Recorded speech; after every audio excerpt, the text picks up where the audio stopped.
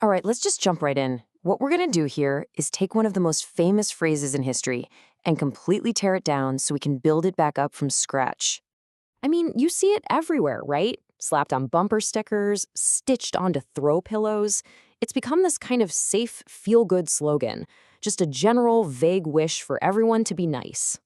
But here's the thing. What if we've been getting it wrong for, about 2,000 years? What if, back in the day, this wasn't some sweet little platitude? What if it was actually a radical, super practical command, one that was all about the nitty-gritty, sometimes life or death, business of who you could trust? So to really get this, we have to go back in time. We need to put ourselves in a totally different headspace. The volatile, kind of chaotic world of first century Judea, right smack in the middle of the Roman Empire. And listen, forget any picture you have of a quiet, peaceful countryside. That's not what this was. Thanks to Rome's whole military and economic machine, Judea was this crazy, buzzing crossroads. Every single day, you had this collision of cultures.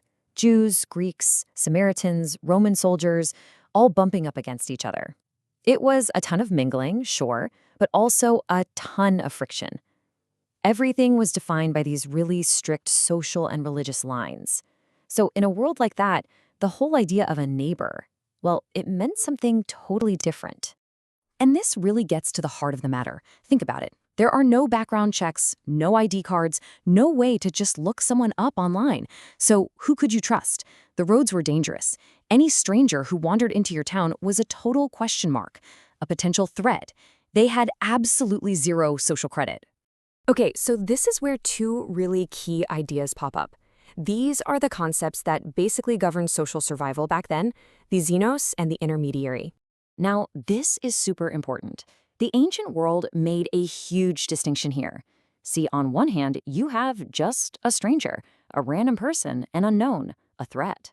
But on the other hand, you have the xenos. And a xenos is different.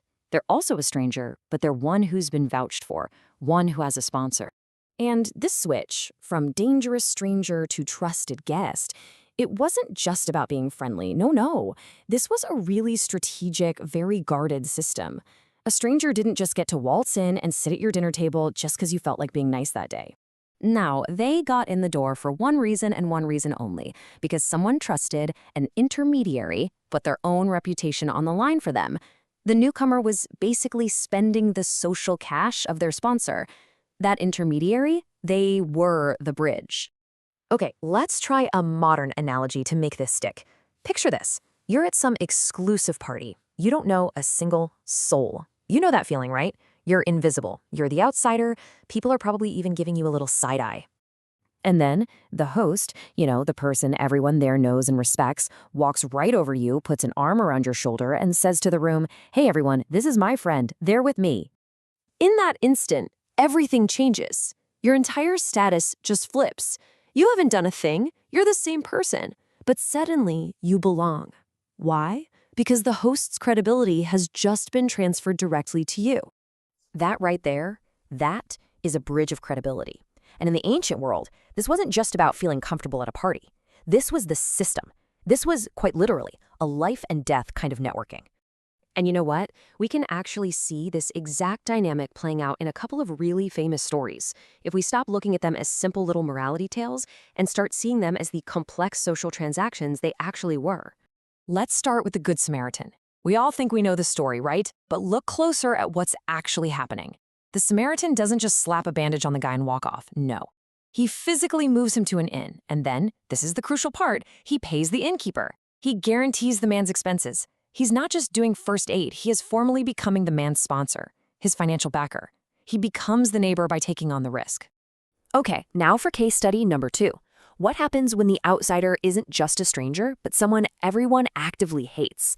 I'm talking about the tax collectors, the publicani. And these guys weren't your average government workers. They were basically running a corrupt, privatized shakedown operation for the Roman army. They had every reason to cheat and extort their own people.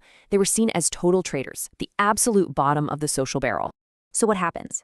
By simply sitting down and sharing a meal with them, which was a huge deal, a very intimate act of saying, "I'm with these people." Jesus does something radical. He's acting as their sponsor. He's spending his own reputation, his own social capital, taking the hit to vouch for these outcasts. I mean, it's basically the ancient version of co-signing a huge, incredibly risky loan for someone everyone thinks is a deadbeat. But look, this whole idea didn't just pop up out of thin air. This very practical, local way of building trust, it was already being talked about on a much bigger scale. The idea was sort of in the water, part of the bigger intellectual conversation of the time. What's really cool is that at the exact same time, you had Greek philosophies spreading through Roman culture. You had Stoics like Seneca writing about our shared duty to each other, this concept of the cosmopolis, the idea that, hey, we're all citizens of one big universe. Yeah, but let's be real, there is a world of difference between talking about big ideas in the fancy marble halls of Rome and trying to actually live them out in the gritty, divided streets of Judea. And that's the key. Jesus didn't just repeat a nice philosophy, he operationalized it. He took the tool they were already using to survive, that whole sponsor and intermediary system, and basically said, okay, now do this. For everyone, no exceptions. So where does that leave us? It kind of brings this ancient idea crashing right into our modern world. And it makes you ask a pretty big question. Who or what is vouching for us now? And really, if you take one thing away from all of this, let it be this. Love thy neighbor isn't a passive feeling. It's not about having warm, fuzzy thoughts about the people who are already in your circle. It is an active, demanding command. It's a call to action. It's saying, use your social standing, use your credibility, and build a bridge for the person on the outside. Which brings us to one last big question to chew on. Back then, the intermediary was a person, a sponsor. But in our hyper-connected digital world, who, or maybe what, are our intermediaries? Think about the algorithms that run our social media feeds. Are they building bridges? Are they making us neighbors? Or are they actually designed to do the opposite, to sort us, to wall us off, and to make sure we stay strangers? Definitely something to think about.